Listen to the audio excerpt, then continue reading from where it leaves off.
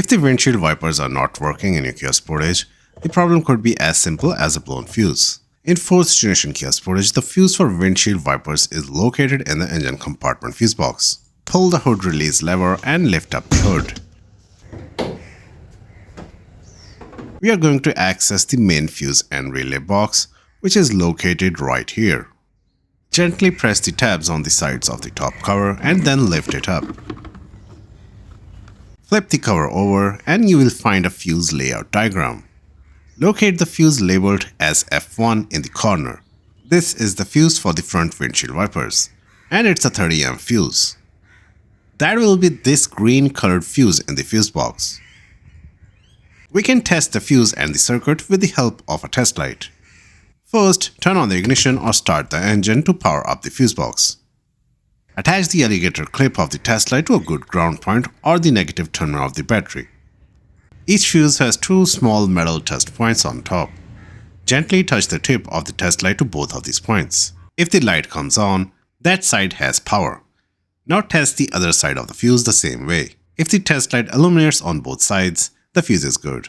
If it lights up on only one side, the fuse is blown. If you don't have a test light, you will have to pull out the fuse and inspect it visually. Use a fuse puller from the fuse box or a small pair of needle nose pliers to carefully remove the fuse.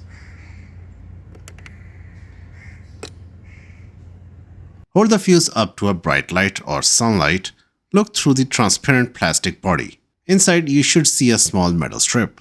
If the metal strip is intact, the fuse is still good. If the strip is broken, burnt or melted, the fuse is blown and needs to be replaced. As an example, this is how a blown fuse looks like. Notice how the metal strip inside is broken. If the fuse is blown, replace it with another fuse of the same amperage rating, which is 30 amps in this case. There is a spare 30 amp fuse provided in the fuse box in the top left corner. If the fuse is good but your windshield wipers are still not working, the issue could be with the wiper motor, the control switch on the steering column, or the wiring. To access the wiper motor and inspect its electrical connection, you will have to remove the cowl top cover, the plastic trim located just below the windshield. To remove the cowl cover, you will have to remove both the wiper arms first. Then you will have to disconnect the washer nozzle hose from here. Then you remove these 4 clips